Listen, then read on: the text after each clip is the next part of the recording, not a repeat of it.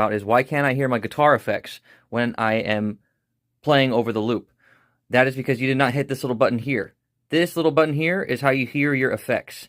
So if I press this, I will be able to listen to my voice, for instance.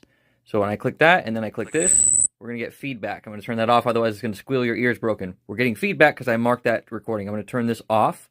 Remember, this is the live monitoring button, guys. This is the key. That's going to allow you to hear yourself in real time. If you're not wearing headphones, pressing that button is a waste of time because it's just going to feed back on you. Okay, so let's get rid of this. And let's arm this vocal... Oh, let me turn that back off. Let's arm this vocal track for recording. So you can see the vocal track is dancing right now because it's actually recording from my phone. Now, these recording buttons can be armed or unarmed. So when I press red, every single track that's red is going to record when I hit the record button at the bottom of the screen. That means the track is essentially armed for recording. Watch the bar dancing to know you're getting audio. And that's how you can tell, hey, I'm getting audio. Like for the guitar, I shouldn't be getting audio, so I know it's coming through the microphone, right?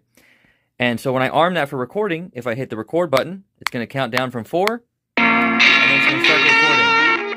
Let me mute these other tracks so that we can do a quick little recording here. Testing, testing, 1, 2, 3. Okay, and then we're going to zoom in by scrolling, and then let's say I want to apply effects on that vocal, right? First thing we're going to do is double tap the vocal track. Okay, now you can see the name of the track, the icon. We can change this to whatever we want. We can change the color. I changed it to yellow. The input is going to depend on what you're using. Right now, I'm just using the phone. If you're using the Fender I/O, it's going to be listed here. You can select that. For the effects, we have 3 different banks of effects. We can choose from voice effects, guitar effects, or bass effects. Since this is a voice track, we're going to use voice effects.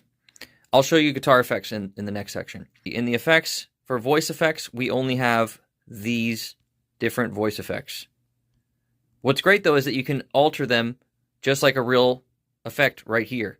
And then you turn it on and off using this little button right there. That blue button is going to tell you it's either on or it's off. So make sure you keep an eye on that.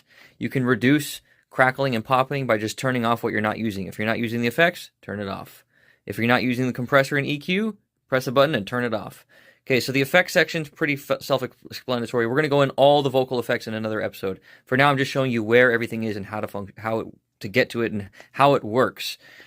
So for the vocoder, it's going to be kind of like a weird Daft Punk kind of sound. Ring modulation sounds awful, but it's like crunchy to your voice. Transformer, another interesting thing like detuner. These are all, I don't like voice effects, but if you do, that's where they're at.